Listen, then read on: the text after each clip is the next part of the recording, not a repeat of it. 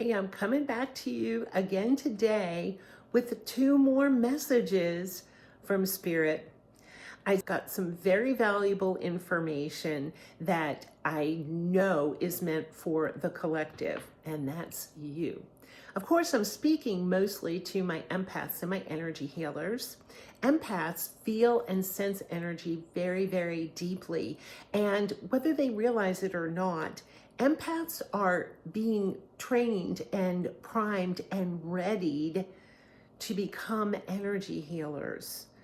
A lot of you already feel that pull to become that energy healer and hold space for others as they go through their process, which is part of the reason why we feel so deeply. We know how to support them because we're able to sense and feel their energy. So it makes sense that we are the healers, and that is what the energy that we pick up and that we carry around and become aware of when we walk into a room, that's what we're being primed for, is becoming that energy healer. So whether you're an empath that hasn't quite made it to say, oh yeah, yep, I'm learning how to manage this energy and the healer in me is coming out, or whether you're already an energy healer and you're mastering working with those energies to support yourself and maybe even support others, whether it's a paying position or just those that you love. So, as I said, I got 2 messages, and I don't know if this is going to be a thing for January or maybe for the entire year, but when I sat down to meditate, I went through clearing my space, and I very vividly got pull out the Angels of Abundance deck. So this is what that deck, the book, looks like for that deck. These are the Angels of Abundance right here. And this is what I was guided to do a draw from. And, you know, I think I told last time that when I'm shuffling the cards, they often pop out. Well, I thought 1 popped out, and how many did we get? We got 2 again. So these are great, and let me know if these resonate. Like, if any of this feels true for you, drop it in the comments. And of course, like and share this video with other people that need to hear it. But the first one that came out for me is no more complaining. And I'll read what the card says here. Complaints are affirmations of victimhood, which is never true spiritually.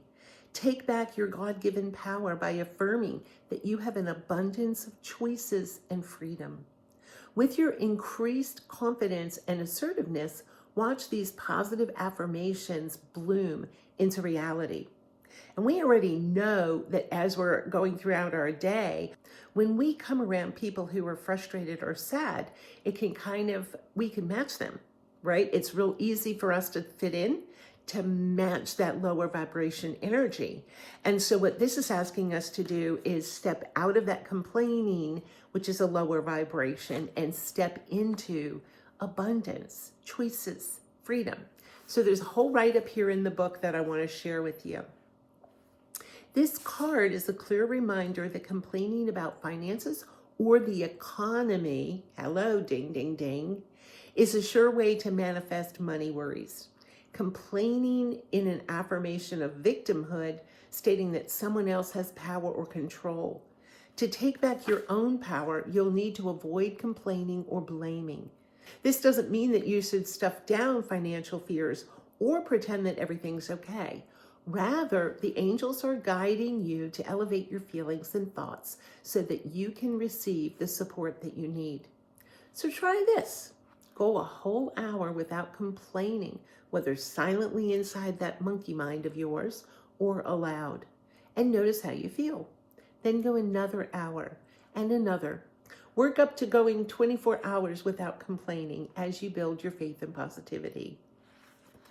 Just as complaining instantly attracts something new to complain about, so too does positivity attract wonderful experiences and feelings.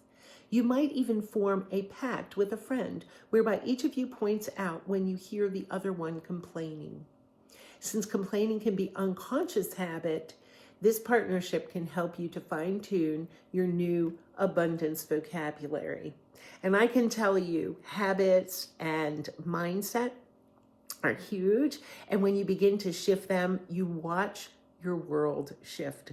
I remember going through that several times in my life where I was making significant changes in my mindset and in my thought patterns.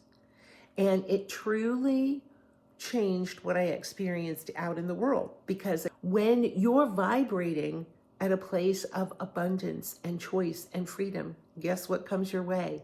Opportunities, choices, abundance.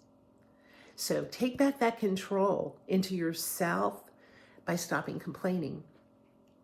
This next card that popped out, they both popped out simultaneously. This really speaks to me right now. I've kind of been so focused on my business, I've let stuff accumulate around me. So this was a huge affirmation. And remember that we are still hitting that vibration of that snake, that shedding energy before we step into the Chinese New Year on February 17th. So that is declutter. There's your card for declutter. You'll feel better and more focused if you'll take time to clear away clutter from your living and workspace. Donate what you can to help others who may need your items. Be sure to keep your schedule uncluttered as well.